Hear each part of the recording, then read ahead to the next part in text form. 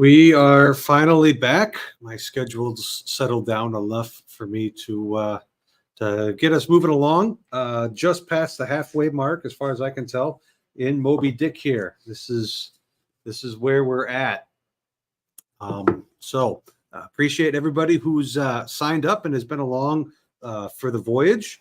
And we are starting with chapter 55, where Ishmael shares with us some more of his unaccountable knowledge about how nobody in this chapter has been able to paint a proper picture of a whale. Makes a few points. Most of the ancient depictions are a little bit fanciful and don't really reach his standards. And a lot of the English naturalists were painting pictures from dead whales. And there's something about being dead that makes the representation somewhat inaccurate. And the ability to reconstruct images from bones is actually really not all that useful. And I saw a humorous picture once. Maybe I'll pull it up, of somebody who used the same techniques that we use to construct images of dinosaurs, the same way that. And then they used a cow skeleton, and the cow skeleton looked really much more fierce than it did in real life, because the skeleton isn't going to show you exactly where all the flesh is hanging out from. You might be able to make a few guesses about certain things, but it talks about how the whale is always wearing a mitten on its 5 fingers. So that's the monstrous pictures of whales. What did you guys think? I definitely really like the point about the paleontological art representations of dinosaurs and stuff. As someone who is really deep into both paleontology and marine biology for a long time, just the sheer amount of what you might call artistic license, so you might also call fraud, that takes place in some of those artistic representations is absolutely ridiculous, but also really entertaining. And I really like that he touched on this way before it actually started getting really out of hand, and yet it still kind of happened anyway. So that was particularly entertaining for me.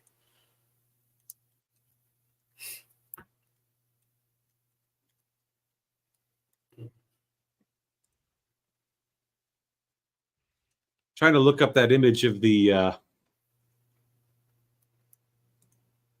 yeah, here it is. Let me see if I can get a proper version of that image of the share screen.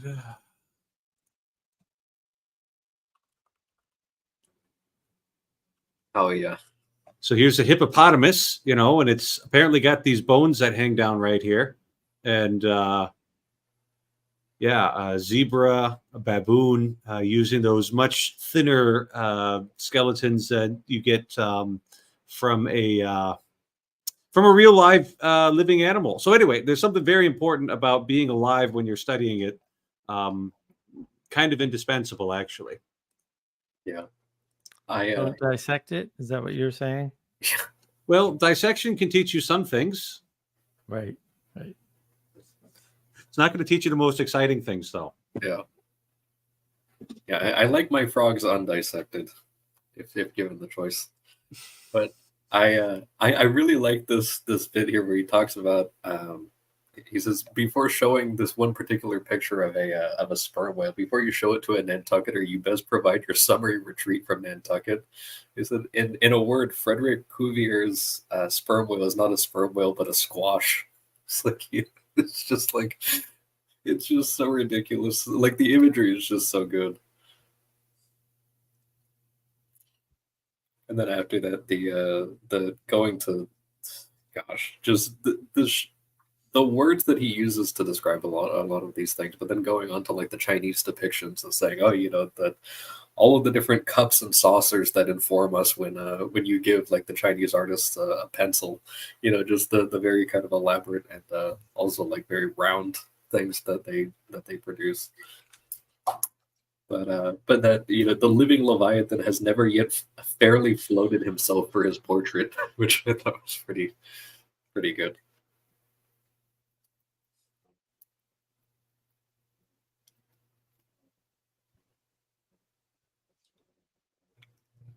The also the bit about the mittens as well, just that not only, and I really do like that imagery, because you do see that they actually do have like what looks like articulable fingers under there, and but the specific quote that he has in there, which I don't know why he has it in quotes. Oh wait, oh sorry, it was because Stubb mentioned it once.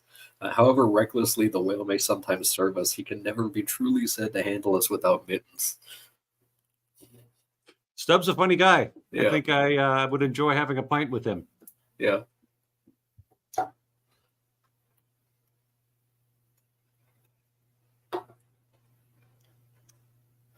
Yeah, I don't know. It's a bit different reading this time, because we've got like 6 short chapters rather than one really long one. So it there might not be quite that much to say here. Mark, you got anything to add? You've been uncharacteristically quiet here. No, I mean, it's more unreliable narration, speculation stuff, right? Where it's very fanciful, right? It's fanciful wording, and it's fanciful descriptions, and it's drawing all these weird connections, right? Mentioning Egypt and Indian concepts in the same.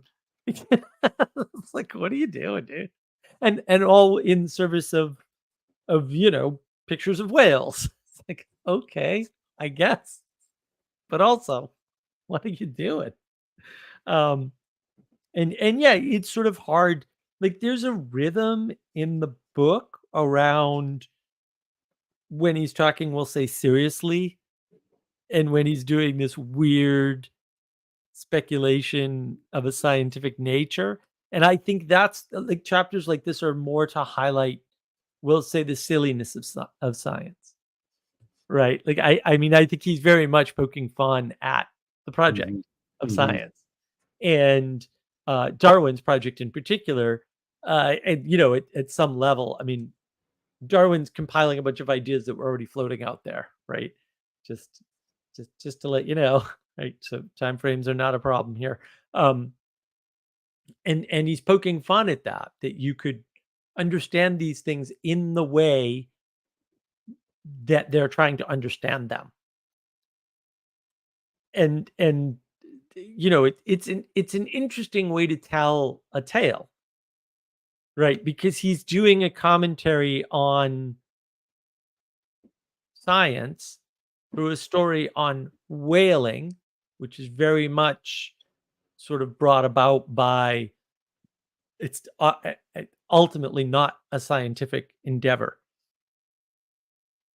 And the science of whales does not make whaling better. Like, it doesn't, right? It all happens after the whaling happens, right? The whaling is the exploration that allows for the observation, and all proper science starts from observation. Right. And so he's playing this game of talking about these things in this way to poke at the science while engaging with this story about whaling, right? And also exemplifying sort of it's weird. I mean, he's undermining the story by having the unreliable narrator. So it's like, what do you do, dude? But also playing with the language, right? Because it's very colorful and flowerful. So I kind of wonder what was going on in Melville's mind to write this that way, right? Because he could have had a book half as long if he just left out all the silly fun chapters. Also, it wouldn't be as silly and fun. So there's that. No, there was a contemporary reviewer that said that Melville ruined a frolicking good whaling story by including all of this philosophizing. And, fascinating. This section of reading is like really much it, because we get like 3 silly chapters, 1 short chapter that's foreshadowing, and then an action chapter. And I enjoyed the action chapter a lot. It's a little easier to understand the action chapter.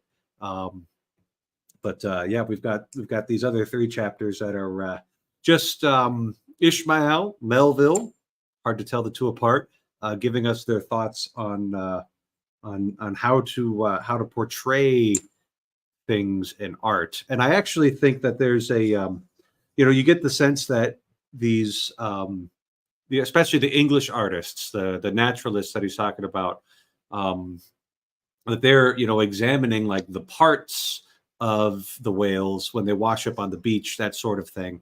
And then when we get to this next chapter, I think he makes a really interesting contrast here. Talks about the best as these French engravings, right? He notes first that the French barely do any whaling. It's like not really a thing in France. They've got, I guess they've got their wine and their cheeses and their continual attempts at new governments to keep them busy. They're a little too busy to go out for 4 years in a ship. It says no. These French guys, they actually give the best whaling pictures. But then he puts in this really little detail here that I think actually helps explain a lot of this. So he's talking in this paragraph. He talks a lot about all of the action that the whale is doing in this whaling scene, like coming up from underneath the whaling boat, smashing it into pieces. Sailors are flying around all over the place, and so we've got this really dynamic and living image that he's given us. And then he ends the paragraph with this: serious fault might be found with the anatomical details of this whale, but let that pass, since for the life of me I could not draw one so good. And so Ishmael's telling us that this is the best picture of a whale I've ever seen. Don't worry about the anatomical details. Just look at the action. Look at what the whale does. And doesn't that give us a much better sense of what a whale is and what it's capable of accomplishing than, just getting all of the different pieces in their proportion to each other correct? Because that's not a whale right there. That's just the parts of a whale. It's only when you see them in act, when it's actually alive, can you really understand the whale. I also really like that he uses his own skill level as his measurement for for like what's good or not. It's like we've seen that before. That it's just like, oh, what's my competence level, and it's extraordinarily low. But it's like, oh, this person surpassed it, and therefore, like, they're an absolute like legend, dude. It's like, well, and his standards change quite a lot, right?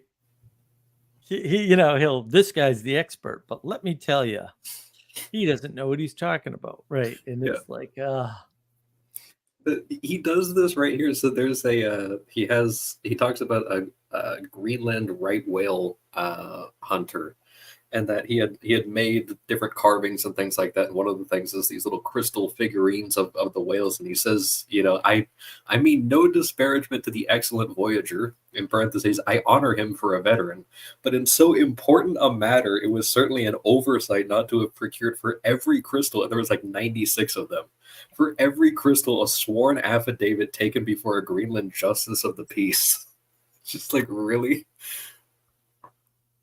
Right. Yeah, he was talking about how this particular explorer was just categorizing like all the different snow crystals he had found, which is like, if you know anything about how snow crystals are formed, you could spend a very, very, very long time categorizing them because they're all a little different from each other. Right. It's an impossible task. Yeah, another poke at science too. Right. You're gonna categorize whales? Are you really now? Yeah. And he sort of hints at that throughout. And I wouldn't call that like philosophy or something, right? I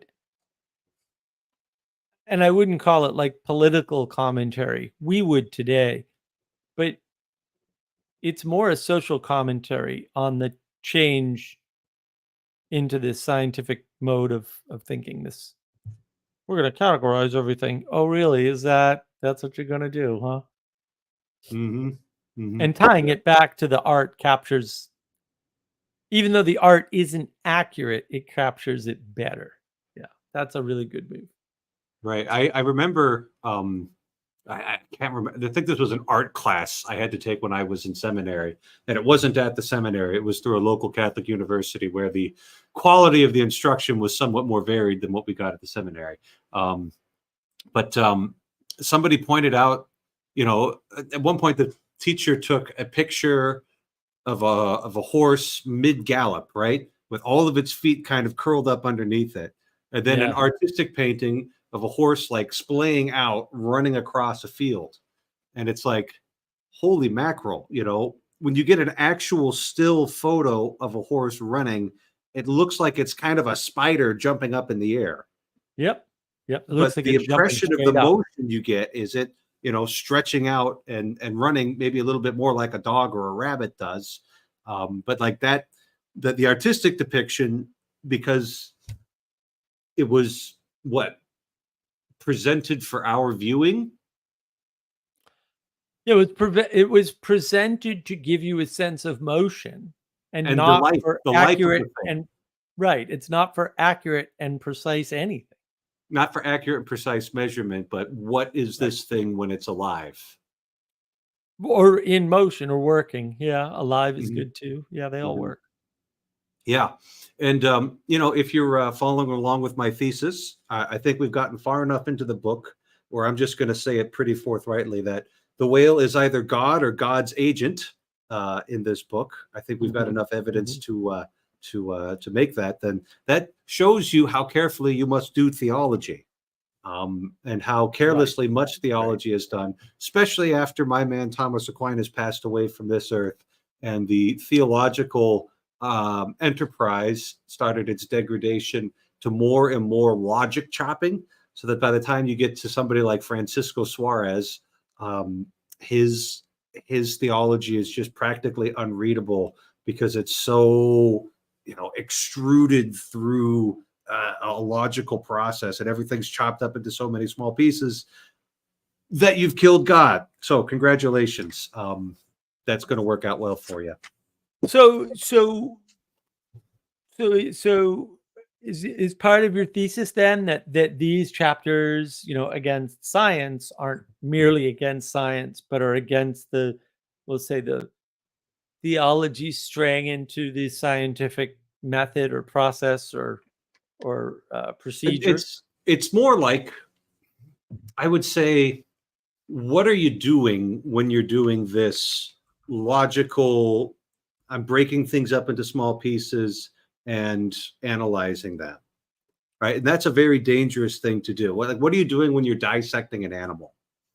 What are you doing when you're trying to make a logical argument about God or his relationship to his creatures, right? What are you doing when you're sitting here analyzing a human being's motivations, as if we were analyzing how numbers are passing through a CPU somehow, right? Right. And that kind of analysis has its place, and you can use it, but like you need to use it on the right sorts of things. Well, some people can use it. This is also another confusion, right? Right. You can use it. No, you almost certainly can't use it. Right? Somebody specialized in the right thing can use it so Mhm. that you don't have to. Gratitude is in order, not, Mhm. somebody can do it, so I can do it. That's not necessarily true at all. Mhm. There are a bunch of things I can't do that other people can do, and vice versa.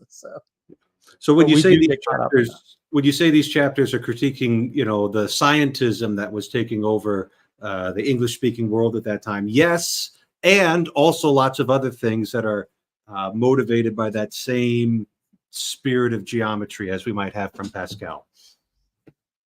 I might suggest that the fact that weird scientism actually got a foothold might actually have something to do with that people were kind of the word it, like IT, itifying like God and holy things and everything. And like this is something that kind of came up in like a much older conversation in this community, that this thing of if you edify something, it becomes static and it can kind of transform from symbol to sign. And I've actually heard that type of phrasing even in like public. It was a layman that did this, but it was like a Catholic speech that was just kind of like, it was absolutely revolting that I heard, and actually referred to something literally as a road sign.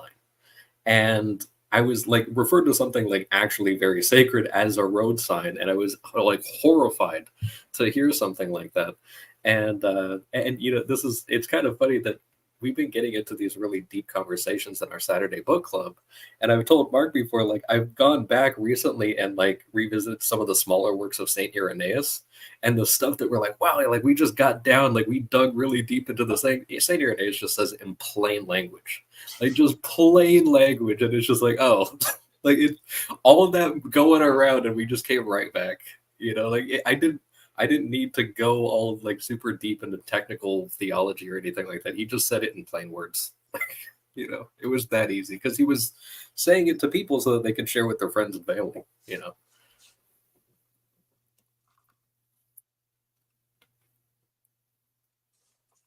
Yeah.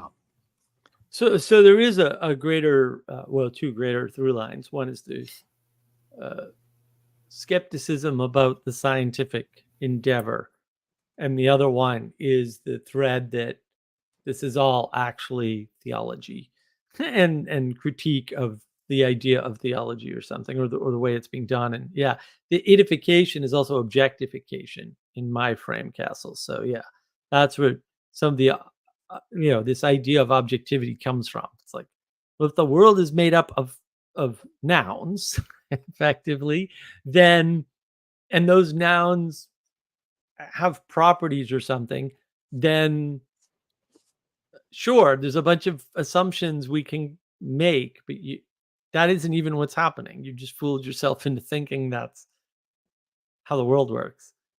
And carrying it down, say, in this way that Melville's doing is kind of interesting to me. We'll see how successful he actually is. We'll see. We'll see. So it looks like we've got a trilogy of chapters here. So we've got first the scientists in 55, then the artists, the professional artists, we'd say, in 56. And then when we get to 57, we get the people who have the most contact with whales themselves. We get the various depictions that that sailors do, and he describes, like it sounds like whaling was kind of a hurry up and wait sort of business, where you might have a whole lot of activity, a whole lot of things to do when you were in active pursuit of a whale, but otherwise you were just kind of maintaining your equipment and hoping that so guys would go about carving these things, and just talks about he doesn't have like a whole lot of critique for these things, the productions of the people who are actually whaling. And then he gets up into starting to see whales in nature. He's seeing it in the grass, seeing it in particular, and then ends up with painting the whales in the heavens, in the constellations there. So I think this gives a sense. When I was in seminary, we were promised that there was such a thing called connatural knowledge of God. That was not the result of study. It's not the result. It's not information, basically, if we're going to use Mark's language here. It's actually something that comes from just the influence of the Holy Spirit working on a person over time, and they actually have true knowledge of God that way. And I think this chapter is kind of getting at that, because these whaling men, even though they might not have the most sophisticated techniques, they might not have the finest materials to paint images of whales with, because they have this living information from them in their encounter with them, that they're actually able to better represent the living essence of the whale, even than the better French painters who can catch the whale in action with their fine techniques and their fine materials. And then they can begin to see the whale as it's represented in nature. You can see it everywhere. The pattern. The pattern. You can navigate that pattern. Somebody should have a Yes. YouTube channel about that. Sounds interesting. Yeah, you should get on that. I like also this sort of thing that he's kind of going not only more into like the participative, but even the first representation that he gives of an artist doing this is someone who actually had his leg taken off by a whale, and then makes the representation of that scene himself while he's there, like I guess on the side of the road. That he presents this painting, and that he says that, you know, it's as good as pretty much any whale that was ever produced, and that there's this sort of like humility also in the thing that he's done, where he's not looking at, oh, look at this thing that happened to me, or drawing attention to himself or anything, even though like he goes in detail about like the stump of the guy's leg. But he says, you know, there was never a stump speech as though like that's a thing or anything like that. But like he never draws attention to it. He just has the art, like, this is what I'm showing you, not the actual kind of like suffering that I endured to kind of get there as well. Yeah, that's a good representation of a proper orientation towards the event, right? Where you're not focused on the suffering. You're focused on the thing that the encounter that caused you to grow into the person that could make a representation of such a thing, for example. Yeah. Yeah, he's like a whale barter or something like that. Like,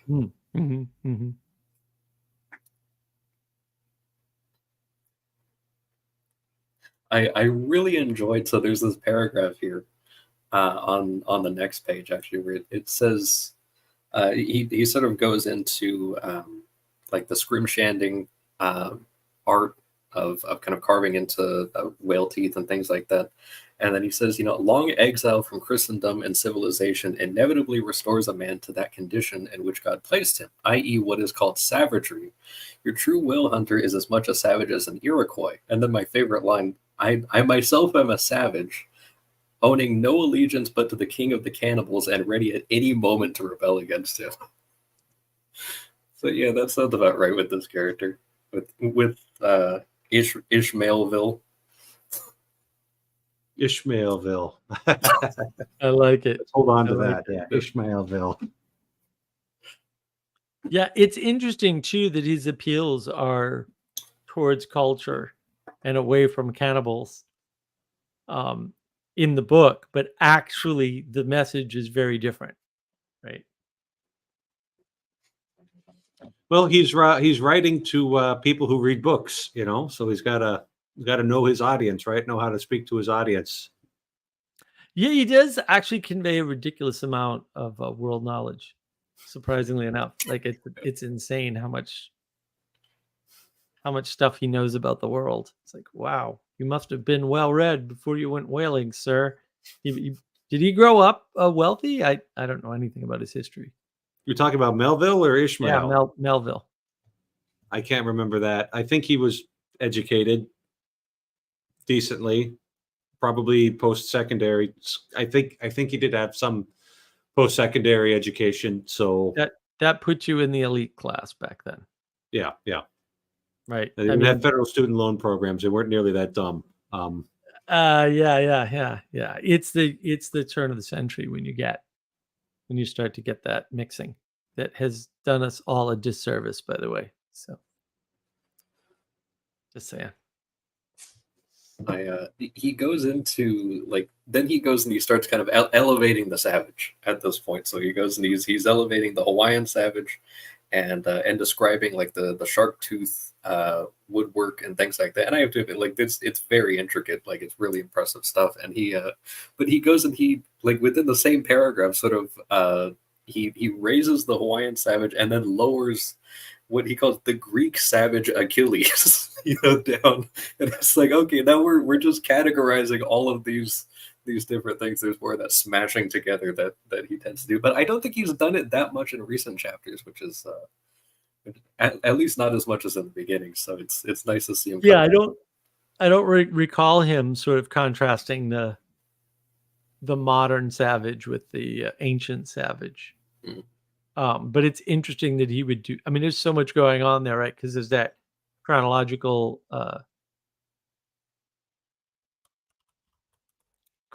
snobbery, but also there's that not all savages are equal sort of a thing. That final Dutch salvus, Albert Drurer. Can't even say his name. He really must be Dutch. Proof positive right there, bro. And confirm. And confirm.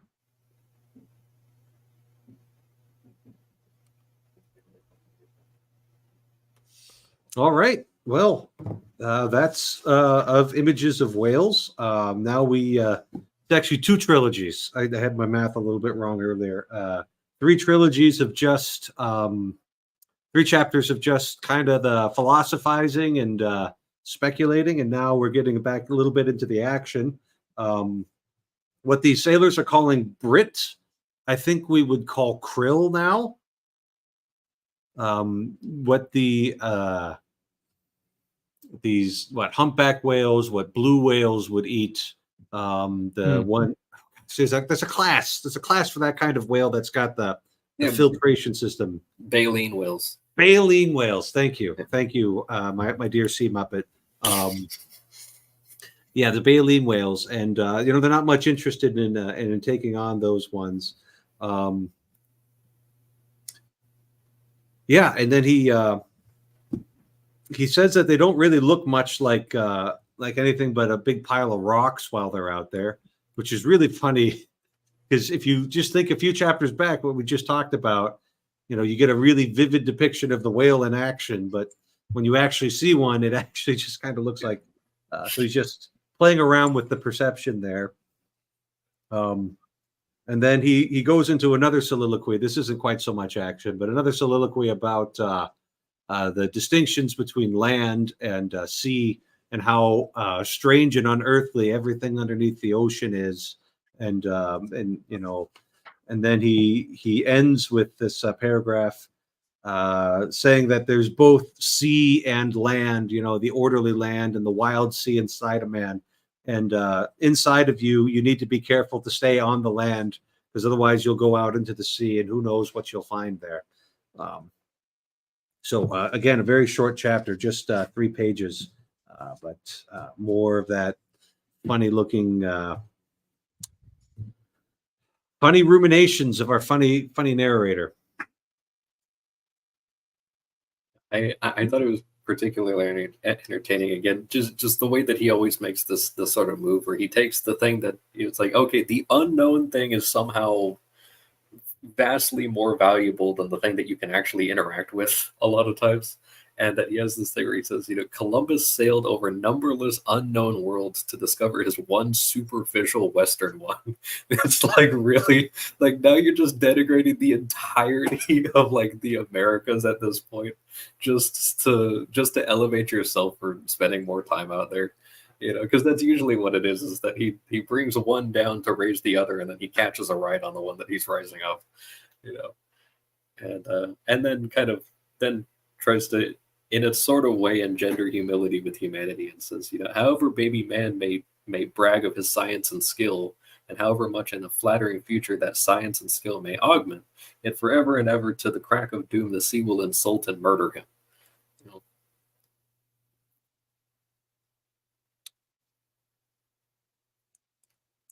I think he's kind of like a more kind of explicit completion of what he was kind of implicitly doing in the previous chapters, kind of just slowly but surely dumping. This might be the thesis statement of the whole book right here. Yeah.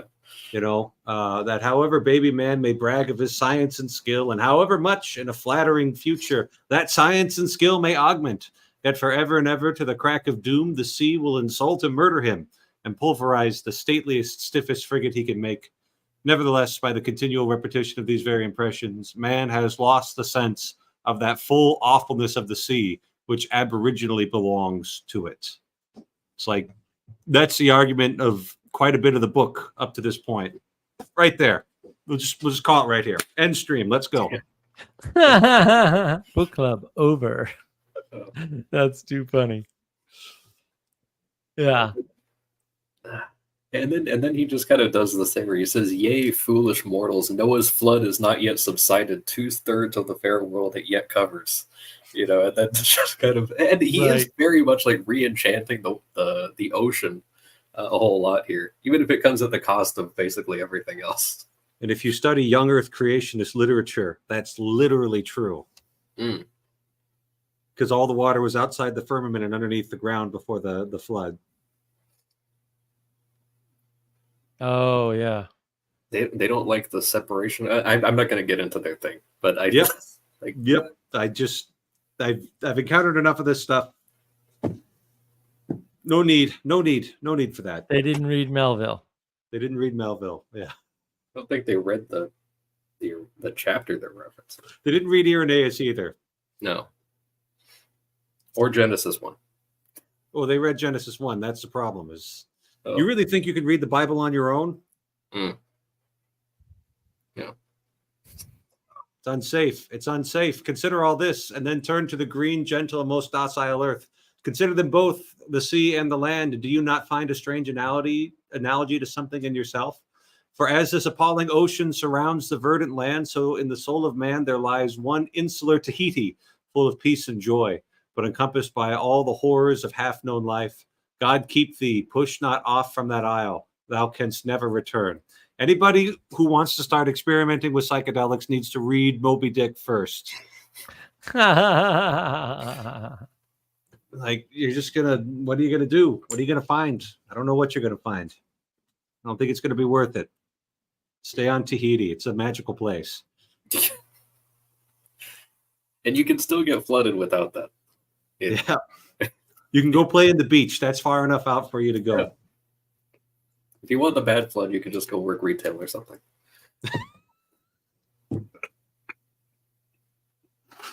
Oofta. I want to talk about sea monsters there. Yeah. Yeah. Oh my goodness. Back to school at Staples. Never again. We can process this trauma off stream for you. That's fine. And I'll share my Dairy Queen stories. Oh, nice. Fast food and retail are about the same in terms of human interaction. Yeah.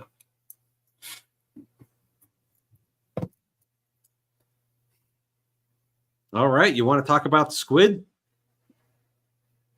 Let's talk about the squid. I think it was Tashtego who thought he saw Moby Dick, a large white mass off to the side. But as it turns out, when they get in the boat, all four boats go out because like, oh boy, here we go. We got Moby Dick here. It's just probably a giant squid.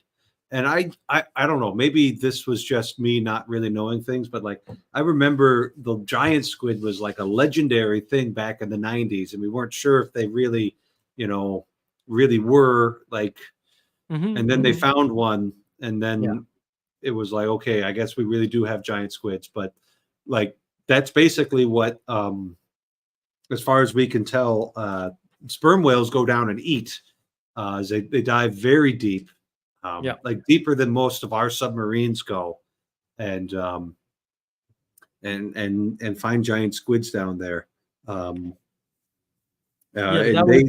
That was part of the problem. Is we stopped being on the ocean so much because oil. Right, so you don't need whales anymore once you find oil. John D. Rockefeller is the greatest environmentalist of all time and saved the whales independently. So people aren't on the sea, and then they look back at these stories and they go, oh, those whalemen, their minds are addled, and they're telling these stories, and they're just tall tales, right? They're just sea legends or something, right? They get denigrated for a while, even though you've got scientists of the time of the caliber of Darwin saying, "Oh no, this is washed up on the beach. We've seen this. Giant squids are real." Mhm. But like people never talk about this. Science is not a linear progression, and it often discovers things and then undiscovers them because Nobody mythos or cared. something. Well, no, they just fall into the we're better than you, and we haven't seen it, so it doesn't exist. It's like that's not how that works. But that's what they do pretty regularly. Actually, it's rather disturbing when you when you engage with it. It's like these people have been doing this for hundreds of years at this point. When are we going to stop listening to them?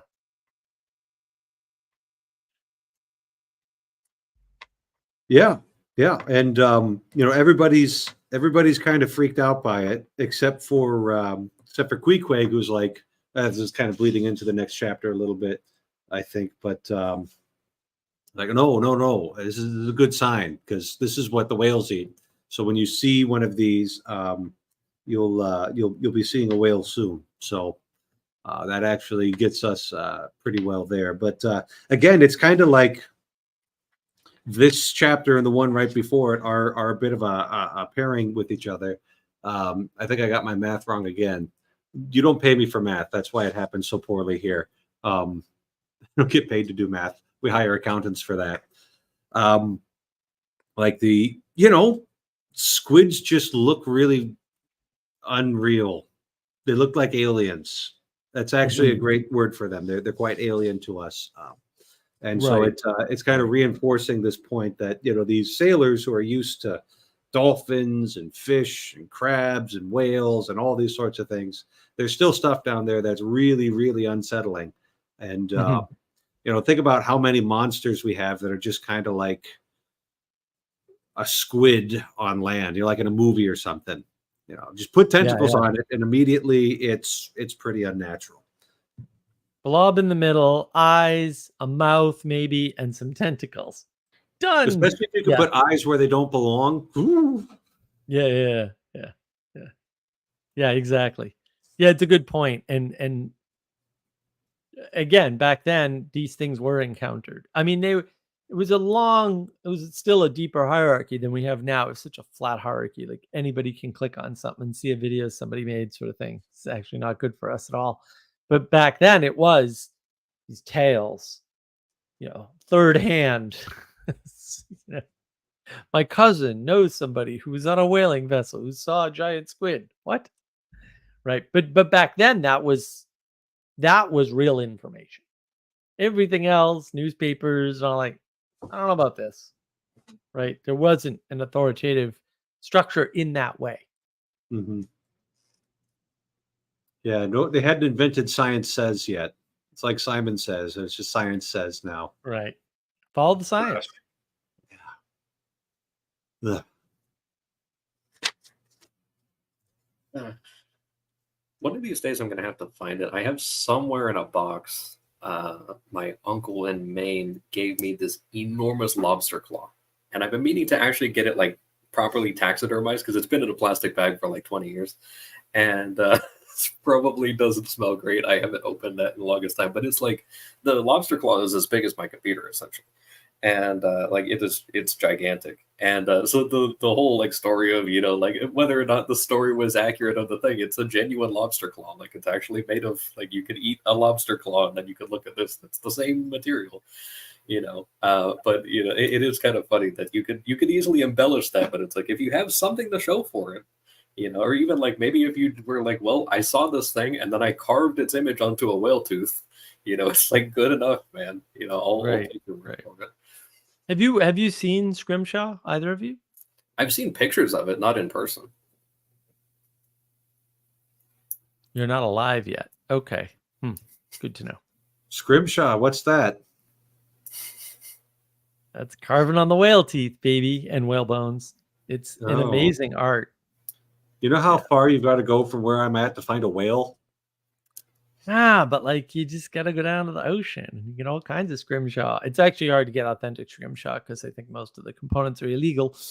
They do the same thing with elephant teeth too. They carve things on them, and that's illegal because ivory and But there is real scrimshaw out there still, and it's amazing stuff, right? And it is The New Bedford Whaling Museum has a bunch of that stuff. Oh, nice.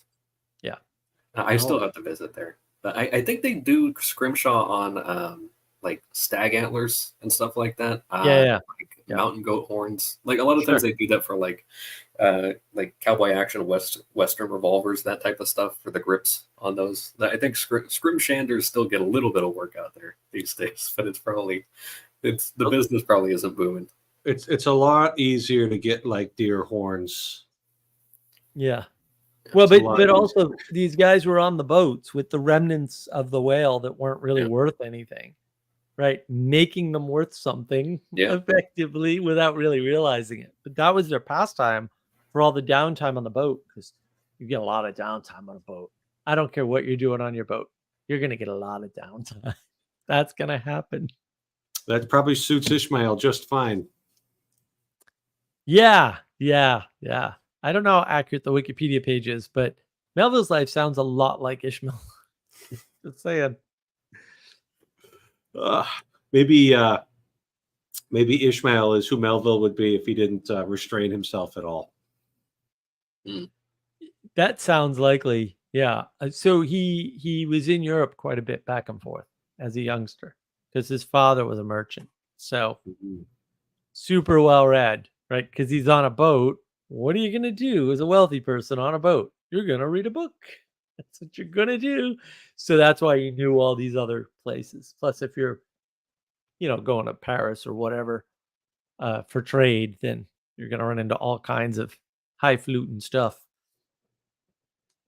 Yeah, he's probably a kid who like sat around and read like encyclopedias and like looked at maps and just absorbed all that kind of information. Yeah, which is why he's just able to vomit it all out into this book. Yeah, right. Sending me to Google over and over, just trying to keep up with all the references here. If you had it on Kindle, you could just press and hold your thumb on the thing and it'll just come up. It's actually not that good. Actually, yeah, I've actually oscillated between reading Kindle and the paper book, just depending on where I'm at when I have time to read it. Yeah. And there's pros and cons. The pros with the Kindle is you can just look up an obscure word very quickly, and the cons is that things I read on Kindle I very rarely retain well. That's fascinating. I also don't do well with ebooks, even e-ink stuff.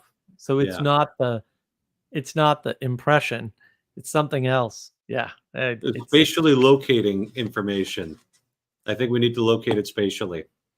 Well, I think there's a different mode of participation when you have a book in your hand and you feel the weight and you turn the pages and you try to get comfortable because you're reading a book and it's heavy.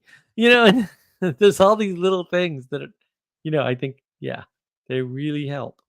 And I think when you don't do that, you're really not engaging. You're probably ending up with a very low participation rate that leads to very poor reading comprehension. Because I noticed that a lot with people. I'm like, are you sure you read the thing? Because you missed all this stuff. Just saying. Yeah. All right. Chapter 60, The Line, goes into a lot of detail about something I hadn't really thought about, but, you're coming up on a whale and you're going to take your first crack at it. Maybe the whale's only vaguely aware of your presence at this point. Maybe he's only somewhat alarmed, but thinks it'll be able to get away because it's bigger than you. But then you put that harpoon into the whale, and the whale is rational enough to start getting away from the thing that put the harpoon into you. So they're just going to start swimming. And so there's this elaborate construction, which I got maybe half of in the description, of the way they coil like a 3/4 inch line up that's hooked onto the harpoon, such that it can freely go outside the go into the boat.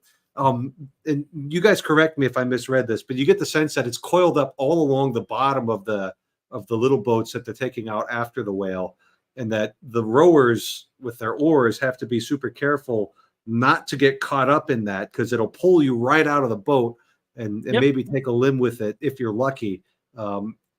And they also don't have it tied onto the boat because the whale might go down, and you don't want the boat getting pulled down with it because, as has been said more than once, these boats really aren't that big. They're tiny. Yeah. Yeah. And so they'll actually, they'll always have a second boat on hand. If you manage to harpoon the whale, you can tie it up to that second line. And sailors are really good at knots. Yeah.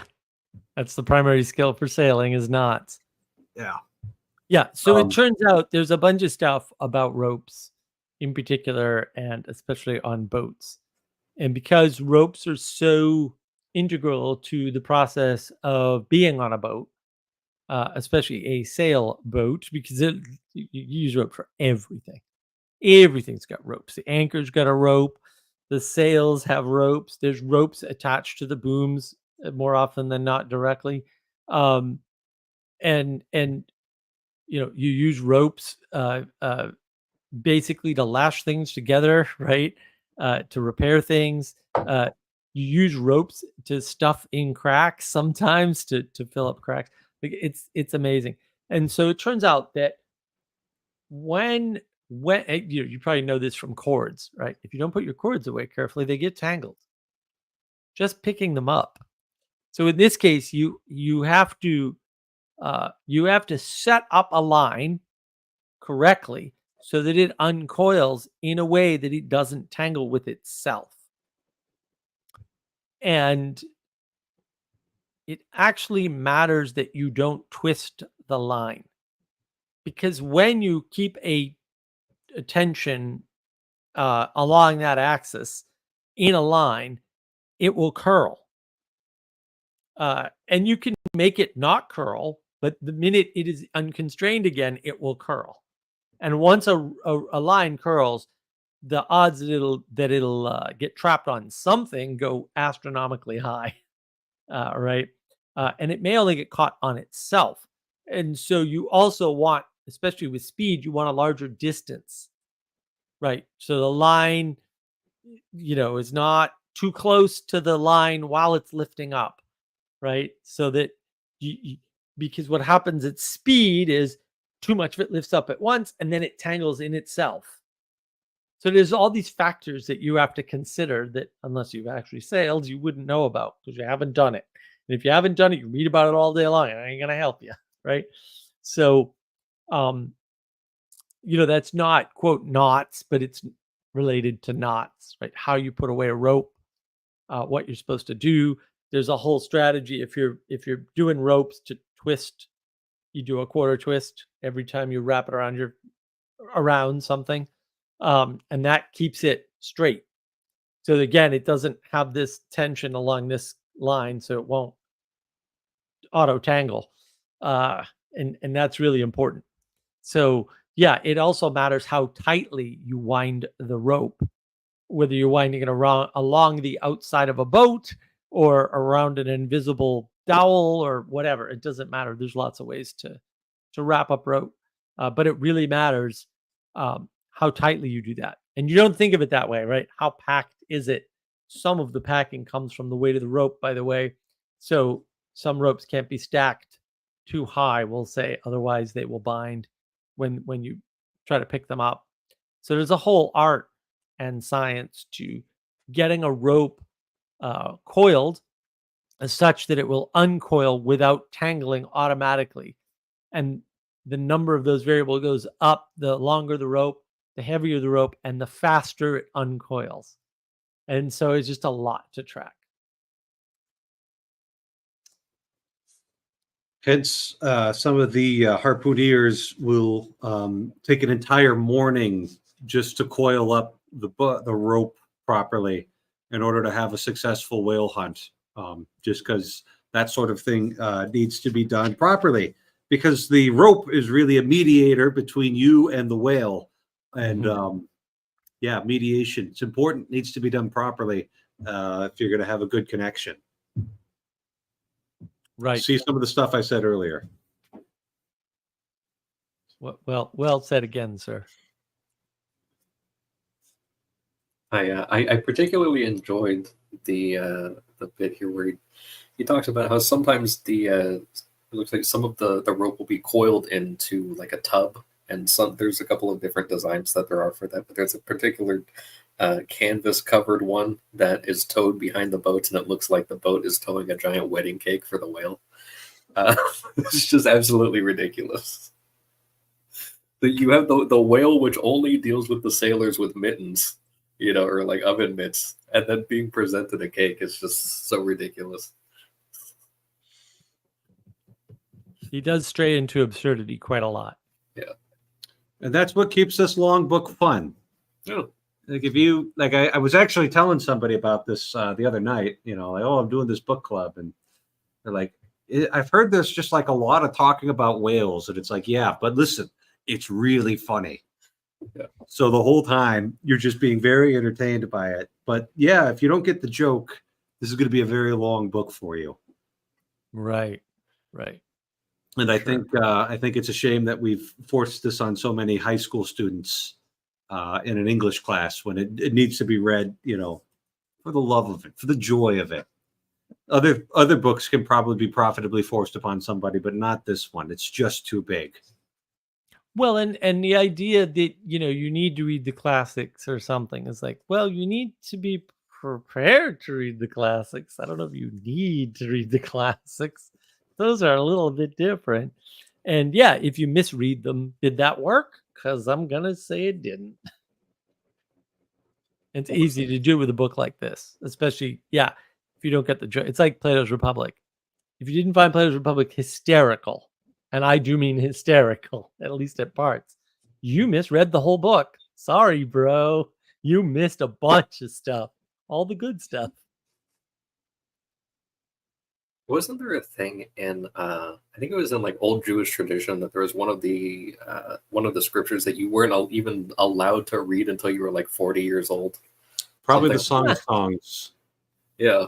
It's just That's no, you need enough life experience before we even let you like touch this book. I mean, there was kind of a medieval way of reading the three books of Solomon, the Proverbs, Ecclesiastes, and the Song of Songs. And the Proverbs was most suited to the way of the beginner, right? It's just teaching you how to stand, how to sit, how to say thank you, who to avoid, what to do with your time.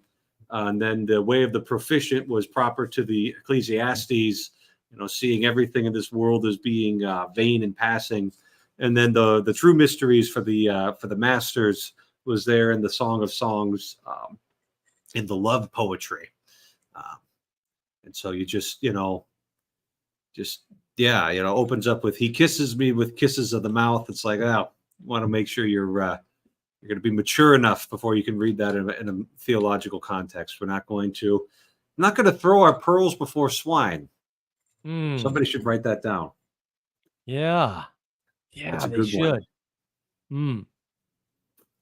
It just kind of reminds me a little, in a silly way, of just kind of the and like the Princess Bride, where like throughout the movie, like the boy actually sort of matures to be able to even engage with the story at all. Like he stops interrupting his granddad as he starts, once you get to like halfway through the story, like he's bought in at that point. Yeah. Got to let the processes play out. It's going to be a book with a lot of kissing. Such a good line. Yeah, well, to get 8-year-old boys, didn't understand that. So this was one of the funny ones where he's describing that the boat is completely enfolded with all these different coils and everything. That as he mentioned, like even the oarmen are completely covered in this, and they're not allowed to stop rowing even when the rope is like just spinning out around them once the whale has been struck. And it said, he's describing kind of like the habit of the of these guys that are on the boat. And he says, "Yet habit, strange thing, what cannot habit accomplish?" And then he says, "Gayer sallies and more merry mirth, better jokes and brighter repartees, you have never heard over your mahogany that you will hear over the half-inch white cedar of the whaleboat when thus hung in hangman's nooses, and like the 6 burghers of Calais before King Edward, the 6 men composing the crew pull into the jaws of death, with a halter around every neck, as you may say." It's just like that kind of. We've seen the thing of everybody is very much They're like their dopamine receptors in a material sense, if I could put it that way, are completely burned out from just the constant novelty that they're experiencing. That it's like if the devil climbed on board and went to talk to the captain, it's just like, well, it's just another day. What's next? And the same way, it's just like, well, yeah, we're probably about to get ripped apart by or sunk, down to the bottom of the ocean of this thing. So let's just crack some jokes. It's probably why the Pirates of the Caribbean movies worked, Yeah. So yeah, obviously these sailors are cursed zombies now. Makes sense. Not going to question it. Yeah, and they're still cracking jokes and everything. What else would they be? Yeah. What are your other options here? Yeah. All right, and we get on to chapter 61. Stubb kills a whale. So once again, Ishmael is up in the forecastle, and not the fort. Is that the right word for it, Mark? He's up in the watching. He's watching for whales. That's that's the crow's nest. The crow's nest. Thank you. I'm in the middle of the continent. Right, I'm as close to the middle of the continent as you can get. So just forgive me for not knowing anything about sailing. It's fine. That's why I'm here. Yeah, the forecastle is just the forward part of the ship, right? And there could be a crow's nest in above the forecastle, basically, but it's a crow's nest. And they're in the Indian Ocean, and the weather is really nice, and there's pleasant perfumed smells coming from who knows where, and it seems like Ishmael's really not paying that much attention. And then he talks about something like something grabs onto him, and he comes back to life, and he spies a whale. Maybe it was divine providence. Maybe it was somebody else calling out for the whale, and that grabbed onto him and got him back to it. But they all, and so there's like this sudden contrast from everybody's just kind of hanging out to action for the entire crew, getting those 4 boats down, and they all go out and they go to get the whale. Stubb, of course, has his pipe in his mouth because he's always got a pipe ready to go. Right, half a dozen pipes pre-packed for any occasion, and they go out, and you get the sense that when the line's going out, they're supposed to have like little cloths on there. What was it? I'm not gonna be able to find it right immediately. But they had to get the rope wet so it wouldn't burn their hands while they were trying to hold on to it after they've speared it. And then there's just like they hold on to the whale and they get dragged along for a little bit, and the whale comes back up and is maybe they're pulling themselves toward it. Then he goes in, and I guess the harpooner has to get the initial shot, but it's the mates who are the ones with the lances that go in and actually get the killing blow on the whale. And there's this curious line where Stubbs kind of like really gently, digging around the insides of this whale as if he was looking for a gold watch, and doesn't want to damage it. But eventually he gets the heart, and the whale dies. And they, and then the last line of this chapter, "He's dead, Mr. Stubbs," says Daggoo. "Yes, both pipes smoked out." The whale's dead, but he thinks he's talking about the pipe, which has now been reduced to ashes. And he, for a moment, stood thoughtfully eyeing the vast corpse that he had made. So this is the first whale that they've managed to kill in this entire book about whaling. And this is how far into the book we've got to get. I just want to mention for a second here that this might actually be the first time we see Ishmael doing his job, and it's when everyone else is asleep, and like everyone's taking their afternoon rest, and he can never be normal, right? Like it's always just whatever. If everyone else is working, you can bet your life that he's not going to be working. But the one time that everyone else is taking it easy, that's when he calls it up. That's funny. Or of course, maybe it's the only time that it happens that he can actually mention, Yeah, you never know with this guy. But yeah, that idea of harpooning the whale and the boat getting dragged, that's the Nantucket sleigh ride. So Crazy, crazy people. Yeah, Earning their well, bread you're that way. quite fast. Whales are quick. Whales are real quick. And Yeah, they've got people don't just a realize. huge mass advantage. So, like, Oh, all yeah. of that acceleration is going to be delivered instantly. Yeah. And you got to hold No, on to they- the rope. Yeah, if you watch a whale move in the water, it doesn't look real. Because you're like, how can anything move that way? So yeah. And if you go to the New Bedford Whaling Museum, they've got the whale heart size, and they've got one the kids can go in. Just to give you an idea of scale. And some of these whales, their hearts are big enough that 3-year-olds can crawl through them happily, unrestricted. Yeah. I think it's like I could be wrong, but I'm pretty sure that like a blue whale's tongue is like the size of like a mid-sized sedan, something like that. It's Yeah. just absolutely They're huge. ridiculous. Well, they've got the whole like whale parts hanging from the ceiling thing in New Bedford. It was quite amazing. I was like, wow. And they've got whaling boats, and yeah, it's interesting to see. I don't recall seeing any coiled rope, which would have been good. They've got one room with a big whale in the middle and a skeleton of a human next to it. It is like, what is that? Because you're at dog? the other end of the room. It's Yeah. the big room. Do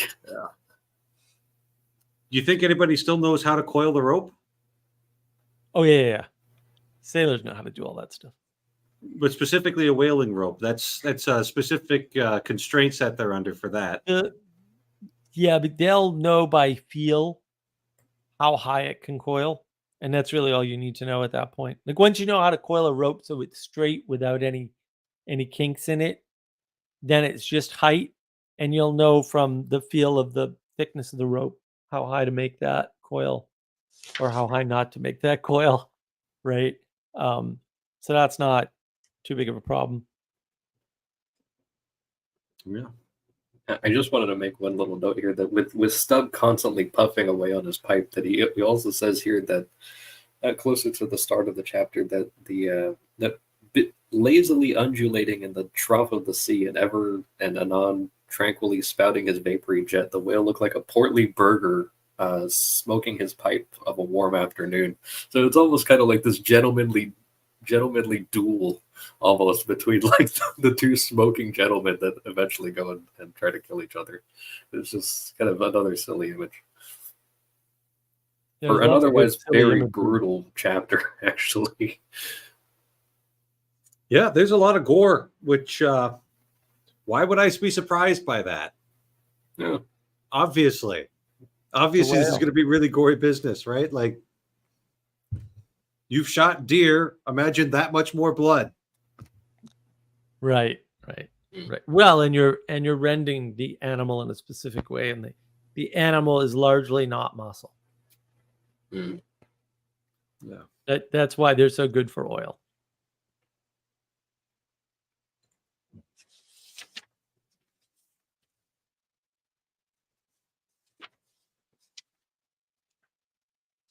Well, Are we done already? we don't have to go for 2 hours.